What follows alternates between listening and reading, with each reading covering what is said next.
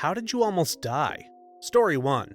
I was traveling in the Philippines in northern Luzon. That's the part always hit hard by typhoons. It was just the beginning of the rainy season. I was in Banawe and was planning to go up north to Sagada the next day. Saturday, The Lonely Planet writes about this route as the scariest road in the world. It's a solid mountain on one side and deep on the other. There was a jeepney scheduled in the morning and one in the afternoon. Everyone who knows me knows that I'm not a morning person, and if there's a later option, I'm definitely taking it. On a whim, the night before, I decided to leave early and take the 8 a.m. Jeep. Super out of character for me, and I'm still not sure why I did it. A few days later, on another bus, I chatted with this nice lady and she asked me what places in the Philippines I've been to so far. And she says, "OMG, have you heard about the jeepney accident on Saturday afternoon on the Jeep from Banao to Sagada?" So apparently the jeepney I planned to take came upon a mountain slide, lost control, and went down the side of the mountain. 10 people died.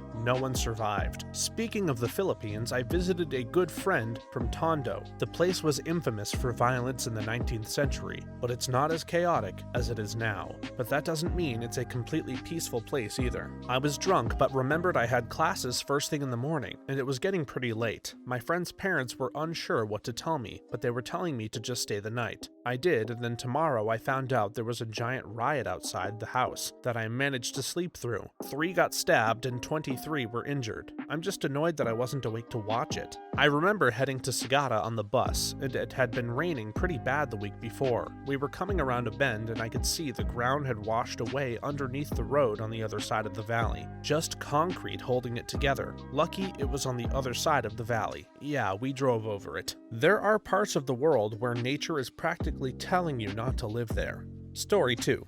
A few years ago, I went on a trip to Cuba and Mexico. Last minute, I decided to stay longer in Havana, despite the mess that Hurricane Irma has left behind. A few days without electricity was actually oddly amazing. We were supposed to be flying to Mexico City. Our Mexico City Airbnb building collapsed during the earthquake. There was no logical reason behind our decision to stay. I just proposed it and my partner agreed. Crazy. I had a similar experience. My wife and I heard about an eclipse coming up in 1999 and decided to go to Turkey to see it, where my wife had a friend she had studied English with. A month before we left, her friend said it wasn't a good time to go to Turkey, so we did some research and decided to go to Romania instead. The day after we got to Romania, there was an earthquake in Turkey that killed thousands of people. Our friend's house collapsed and she was severely injured. This is so triggering for me, since I live in the area where many of the buildings collapsed. Your story reminded me of one I heard when it happened. I'm from Mexico City and can assume that your Airbnb was located in La Roma or La Condesa. It was very tragic, but this gut feeling reminded me of the opposite. There was a building that completely collapsed, and one of the deceased was a young man who went back because of his dog. He would have survived if he'd gotten out in time, but he went back for his dog.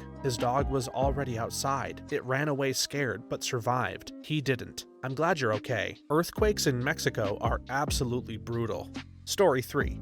I was drinking and felt something stick in the back of my throat. I almost forced it down because it was really far back and awkward to cough up, but I decided to spit it out anyway. It was a shard of glass from the bottle I was drinking out of. It still creeps me out to think about it even years later because I really was just going to swallow it. As long as I can remember, whenever my dad would open a bottle, he would always stick it in the tip of his thumb and make a pop sound. He did it so much that I'm doing it. Learned late in life he did it to feel the rim of the bottle for the exact reason you described here, except he swallowed it. This nearly happened at a party. There was a tray full of beer. I had never seen that brand of beer before, and there was a bottle opener on the tray, so I assumed it was not twisted off, so I used the bottle opener. As soon as I brought the bottle to my lips, I felt something sharp. Turns out it was twisted off, and the thread broke off into a shard. It was my mistake. I should have checked, but I still removed the bottle opener from the tray. My roommate in college did this. Took a shot at the bar and there was a shard in her glass that got stuck in her throat. I wasn't out with her when it happened, but she got home at 2 a.m. and said something was wrong. I gave her ice packs and sent her to bed. We woke up at 7 a.m. and she still felt off, so I took her to the ER,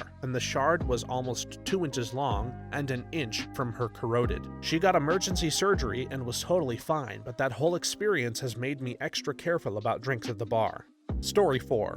I was riding my bike to school as normal when I was about 12, and I stopped at a crossing. All the cars stopped, but I felt that something was off and waited a little longer. As soon as I started to cross, there was a flash of green as a Range Rover speeded past me barely a hair from the front wheel of my bike. If I had started to cross sooner, then I would have been hit head-on and most likely not have survived as the car was going that fast. I was so shaky that I turned around and headed home, explaining to my mom what happened. As I was still shaking, she believed me and made me a hot chocolate. Good mom. I just don't understand parents who refuse to believe their children when they're clearly distressed, or even just telling a story that, while extreme, is entirely within the realms of possibility. I've seen and been involved in enough insane situations to trust my kids on wild tales. When I was 5, I got sideswiped by a car while crossing the street and hurt my hand. Blood and stuff, but not bad enough to go to the hospital. I refused to let the vehicle occupants take me to the hospital, and I ran home. Once at home, they were convinced I'd tripped and fallen into this barbed wire fence in the neighborhood. I had been warned several times not to play next to it. I don't know whether to blame anyone, as I had an active imagination and often made up stuff when I was a kid. Parenting is hard. I've had something like this as a bystander. On my way to school, I saw a traffic accident with a kid on a bike, which had already happened a few minutes before. Man, it looked horrible. Blood everywhere, on the car, on the sidewalk, and on the bike. Police and first responders blocked everything. 16-year-old me was shocked. Went back home, and my mother just told me not to overreact like this. My gut was turning itself for the whole day, and she was mad I didn't go. Believe your kids if they're distressed, please. I still see this accident sometimes before my eyes, and I never got to know whether he survived. Story 5. Mid-1990s, traveled to northern New Jersey with a friend from college. It was his hometown. We had plans to visit New York City and see a former roommate who graduated the year before, Friend 2. Well, apparently Friend 2 dubbed in low-level organized crime since his last years in college. We had some knowledge of this, but were not involved. He invited us to an associate's house with plans to go out afterwards. We declined. Not our scene. In fact, both of us had applied to law school. I planned to pursue a career in federal law enforcement thereafter. We both wanted distance from that nonsense. We tried the following day to reach our friend 2 for a low-key lunch before heading out of town. No answer. Well, local police found his body 2 days later along with 2 other bodies at the house to which he invited us. He was murdered at the meeting/social situation. Could have been us too. I knew that was bad news. OMG, that's horrifying, but I'm glad you guys were okay. I hate to say this, but that's what happens when people get involved in that kind of stuff. My ex's friend was into heavy drug dealing, and I never liked her because of it. I walked into the garage one day to find her dividing pounds of heroin and screamed at her to get the fuck out with that and not come back. Word around the campfire after that was that she and her husband owed someone like $5,000 over that, and there was a hit out on them. I didn't want them anywhere near our house anyway, but I was also pregnant with our son at the time. I wasn't about to be murdered or have my house shot up because of being associated with her. I also don't like her because she encouraged my ex to do drugs and would give them to him. Haven't seen or heard from her in over a year, and I hope I never do again. Don't want someone like that around my son. Story 6. Former professional motorcycle instructor here. I was riding a motorcycle at night on Highway 17 in Northern California, an infamously dangerous and twisty mountain pass with low visibility around most corners. Each direction of the highway has 2 lanes. For no particular reason, I decided to change lanes around the next corner. There was a washing machine in my original lane that was only visible after it would have been too late to avoid. At highway speeds, a collision like that would have sent me to the hospital with life-threatening injuries. That one still messes with my head. I used to drive 17 multiple times a day for a couple of years. I saw some messed up stuff. I drove by on the day that kid crossed into oncoming traffic with the 2 girls in the front seat of his convertible. The police hadn't even arrived yet. The people on the scene were visibly distraught. My coworker had someone in the oncoming lane turn too hard onto a curve and tip over into the center divide, sending a big chunk of concrete his way, but luckily the car stayed on the other side. The thing about 17 is that there's no room for error. A small mistake becomes a big mistake really fast. My best friend and I used to call that mountain Old Smoky because we would chain smoke cigarettes, passenger lighting them for the driver, all the way through the mountain, going hella slow around turns. We used to sneak off and go to Santa Cruz while our parents thought we were in Sacramento for the day, and every time we went anywhere, my parents would ask a million questions like, have you checked your oil? Are your tires aired up? And my stepmom would always ask, do you know what to do if you start hydroplaning? And I was annoyed by all of this and would just say yeah at them. Well, lo and behold, on our way through Patchen Pass on 17, it poured down rain, and I started to hydroplane in the left lane, next to the divider, with cars on my right. All I could think was, hell, I don't know what to do if I start hydroplaning. I let go of my wheel and let off the gas, and the car straightened out, and my friend was like, good job, dude. Honestly, you handled that so perfectly. And I finally started breathing again, and then shouted, I don't know what to do if I start hydroplaning. Story 7. I was out late one night. My car had broken down in the middle of an interchange that was so deserted there was no one there for miles. I did what any other person would do and called a towing number, and when I finally got through it, it was almost 1 a.m. I decided to go take a piss down at some bushes when suddenly I heard some bikes approaching the car. I wanted to head out immediately to stop them for help when my legs froze and I thought twice. From behind the bush I basically saw them try to ransack the car, and apparently they were all armed. Thank goodness I remained still because these guys meant business. They fired multiple shots into the windscreen and door. It was an old Toyota Hilux, so there was nothing in there. They busted all 4 wheels with bullets before getting back on their bikes and zooming off. I believe they were all high AF, which was why they didn't bother to check around, or maybe they thought I just deserted that area. Long story short, I walked a bit further into an open field and sat on the thick branches of a tree where I could see approaching objects. The towing truck didn't get there until past 4 a.m. in the morning, and I can tell y'all that was the longest night of my life. I made it home in one piece. My uncle told me that if my car ever broke down, not to wait in the car. He said to hide outside of it and wait. Now I know why. I've never understood trying to steal from crappy old cars. What's there to steal? If you had money that could be stolen, your car would have already broken down and you would have needed to repair it. Story 8. Had a weird feeling something was seriously wrong with me when I stood up and almost passed out at a big football game. We left the stadium and went to the ER. Turns out my appendix was ruptured and I needed surgery ASAP. I had been having stomach pain prior to this but brushed it off as digestion problems. Good thing I went. Context: we were watching the Cotton Bowl in Texas. My wife got me tickets for Christmas as the college we went to was playing that year. We are from Michigan, so we had quite the drive to get to Texas. My appendix ruptured in the third quarter and I ended up finishing the game in the hospital. We stayed a few extra days, but I had to get back to college, so my wife drove 17 hours straight and we had to get out of the car every 45 minutes to an hour so I could walk around to avoid blood clotting. She was my fiance at the time, and this trip really made us stronger, and I knew we would have a happy marriage. This is such a huge fear of mine as I have both gut problems and, well, am a woman, so period pain. My abdomen is in some sort of pain all the damn time. I can mostly tell where the pain radiates from, which is why I'm not always running to the doctor, but sometimes the pain gets really bad and I can't tell. I still always brush it off and convince myself I'm fine, also because American and to hell with hospital costs. One day I'm going to have an appendix rupture and just be like, nah, my ovaries are just upsetty spaghetti again, and then I'll probably die. ETA. I appreciate it all, I do. No, I have no signs of endometriosis, and no surgery for 100% confirmation, but I do have cysts all over my ovaries from PCOS, which is where that particular fun pain comes from. I just recently had a scoping from both ends and full blood panels. No cancer, no polyps, no big issues other than a small hernia or tear in my esophagus from acid reflux. I have tons of white blood cells and a super high eosinophil count. They think I'm allergic to something that is causing extreme tummy distress and pain, and yes, I'm working on figuring that out. Bad periods have been the norm for 15 plus years, but the tests have all checked out for being not bad enough for any major meds or surgeries. Yes, I am getting my lady bits hella removed. Gonna chuck them in the trash. Yes, I am being tested for tons of stuff and most of it has been ruled out so far.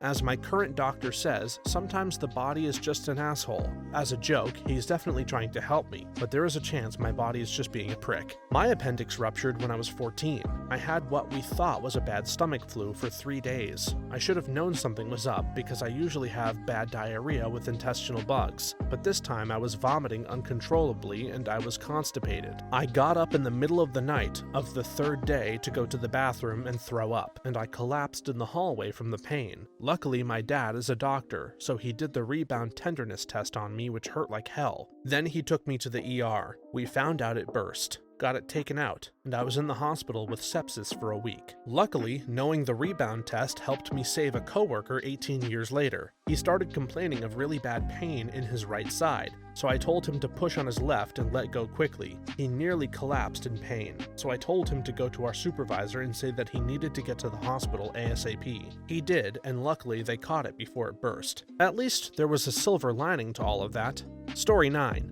I'm not sure I would have died, but my gut kept me from being raped. Unfortunately, my friend didn't listen to me and suffered for it. I grew up in a small town that contracted a construction project to a company in Norway. At the local bar one night was a group of Norwegian men who were staying at a local hotel. My friend and I met them that night for the first time. We hung out with them for a few hours and they showered us with drinks all night. At closing time, they invited us to continue the party at their hotel. I pulled my friend aside and told her we shouldn't go. We didn't really know them and we were also outnumbered. She said it would be fun and no big deal. My gut told me no, I just didn't feel comfortable, and so I refused. She called me a buzzkill and went anyway. The next day, she called screaming at me. She spent the night being gang raped by these creeps, and in her devastation she blamed me for not going with her. I tried to comfort her. I begged her to let me call the cops. She refused and said she never wanted to see me again. This was a couple of decades ago, long before Me Too. I didn't know what to do. One of my biggest regrets is not calling the cops or banging down her door and trying to offer comfort. What I don't regret is not going with her. She can be mad at me, but I couldn't have saved her. We would have both ended up being raped. I moved away shortly after and I've never seen her again. I wonder if there's anything I should do now.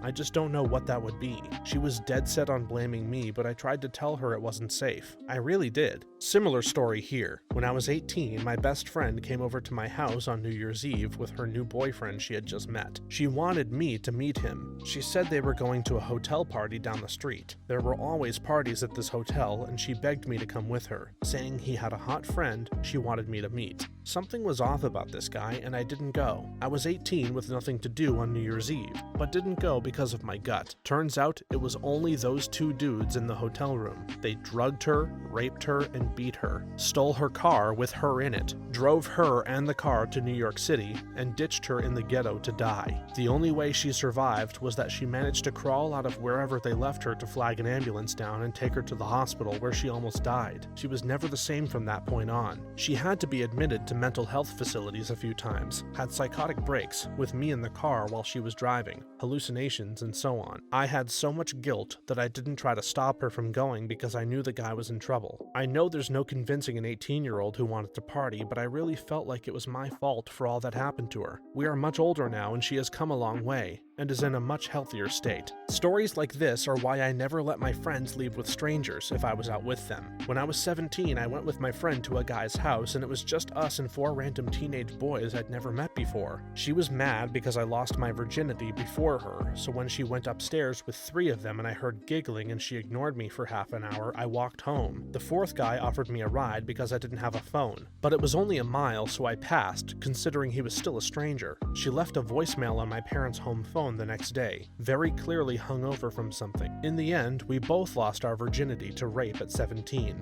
It's been 16 years and I still wish I had gone up those damn stairs and dragged her out like I should have. I'll also never forget a night where I was designated driver at 23, like always because I didn't trust them to stay sober enough to drive, and the 3 girls I drove were absolutely hammered. The bar closes and we're all hanging out in the alley with these guys they just met. They're telling me they don't need a ride, they're just going to walk with these guys to their apartment and hang out. I said no, absolutely not. For all I know, they're rapists. One guy got so offended and went, "Whoa, whoa, whoa, why do you have to throw the R word around?" The more those men pushed, the more I pushed back. They were pissed I didn't back down, but those friends were loaded into my car and dropped off at all of their houses at 3 in the morning. My friends did stupid stuff all the time and went to their fair share of sketchy places, but it was not happening on my watch. I knew that pain from 2 perspectives, and I wasn't willing to live with that possibility. Story 10.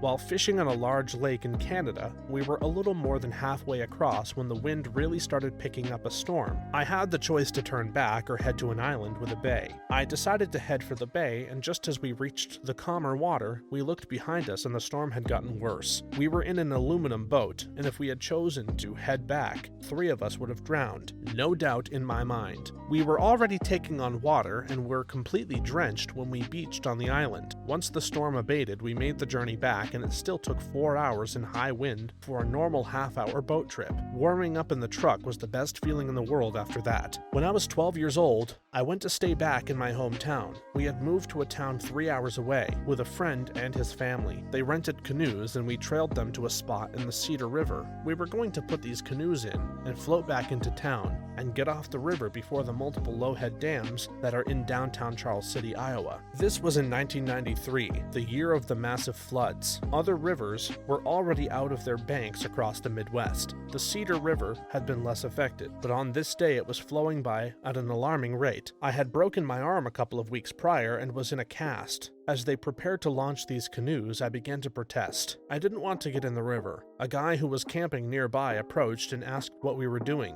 He said the river had come up several feet since he had woken up, and that my friend's parents were fools to try and get in it. They dismissed him, but I continued to refuse. Eventually, a park ranger arrived and said that even if we made it to Charles City, we'd never get off the river and would be killed at the first dam. They finally reloaded the canoes, but they were pissed at me for being such a pussy. I think I saved us all. The river came out of its banks that day and flooded Charles City. Out fishing in Nebraska by the dam, we were in Dad's new boat. I didn't like the clouds coming towards us. I said, "Dad," just as he started grabbing rods. He told me to start the motor up so that we could make shore. I got us going as he was bringing in lines. I started to slow close to shore. He told me to gun it and run to the beach. Ended up threading the needle of rocks, so only one scrape just as lightning started falling a quarter mile over the dam. This is why I'm scared of boats in general. Story 11.